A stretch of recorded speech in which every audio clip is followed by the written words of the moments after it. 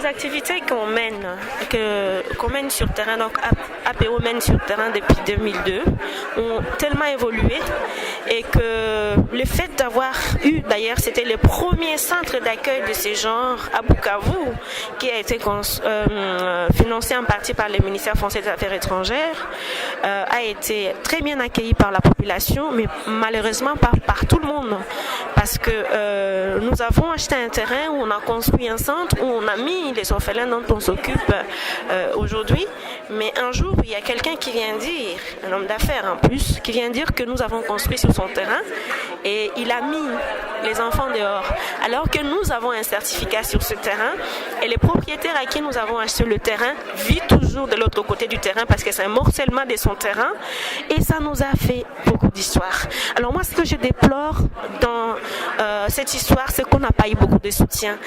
On travaille toujours avec, quand on arrive, l'État est au courant, l'État est partenaire de nos actions. Mais encore, les victimes, c'était les mêmes victimes qu'on essaye d'accueillir. Et jusqu'à aujourd'hui, ces dossiers dort quelque part dans le parquet. On a mis les enfants dehors sans même nous donner la chance de pouvoir dire un mot. La famille à qui nous avons acheté les terrains, aujourd'hui, les papas et la maman sont décédés parce que c'était une famille pauvre, mais ils sont toujours là. Ils ont revendiqué le terrain. Nous avons tous les documents qui prouvent que c'est notre terrain.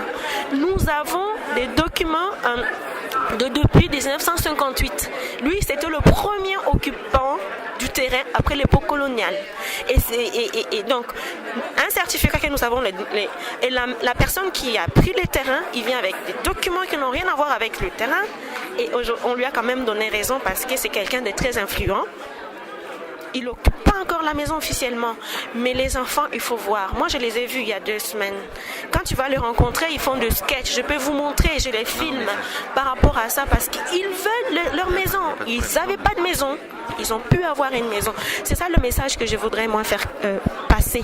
Ce que nous avons, c'est besoin de soutien aussi pour que nos actions soient pérennes sur terrain. Ceci ne nous a pas empêché de continuer notre projet de construction de maisons d'écoute qu'on construit à Walungu.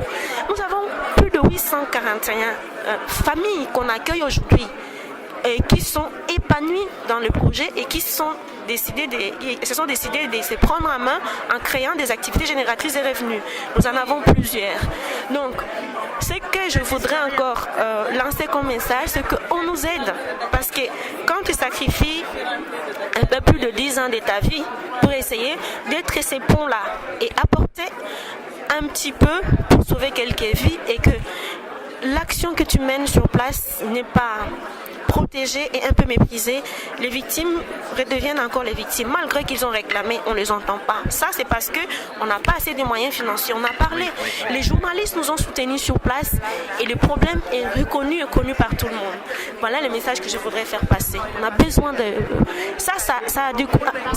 J'avais peur que ça décourage les membres de l'association ici et là-bas, mais non. Ça nous a encore donné la force. Ça nous a renforcés et... on garde espoir parce que ces terrains et cette maison est notre maison. Ce qu'ils ont fait, c'est que le fait de bloquer aujourd'hui, les enfants sont dans une petite maison qu'on loue. Les autres enfants que nous avons identifiés, par exemple, là, il y a 2 semaines, on m'a apporté un enfant qu'on a ramassé dans la rue de 5 ans, 4 ans. J'ai ces photos où je mets après les autres enfants identifiés. Voilà.